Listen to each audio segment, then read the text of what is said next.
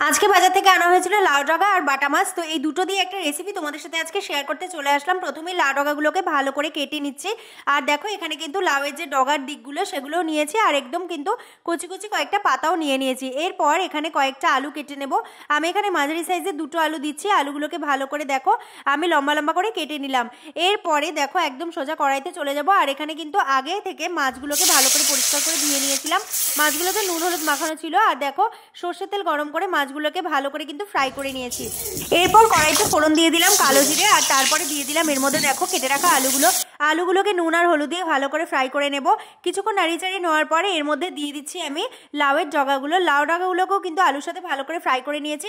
এরপর এখানে দিয়ে দিলাম জিরা আদা লঙ্কার একটা পেস্ট, আর দিয়ে দিয়েছি পরিমাণ মতো নুন হলুদ আর একটু চিনি। তো সব কিছু দিয়ে কষিয়ে নেওয়ার পরে পরিমাণ মতো জল দিয়ে জলটা ফুটে এলে আগে থেকে ভেজে রাখা মাছগুলোকে দিয়ে তারপরে নামানোর সময় ধনেপাতা দিলেই কিন্তু আজকে রেসিপি একদম রেডি।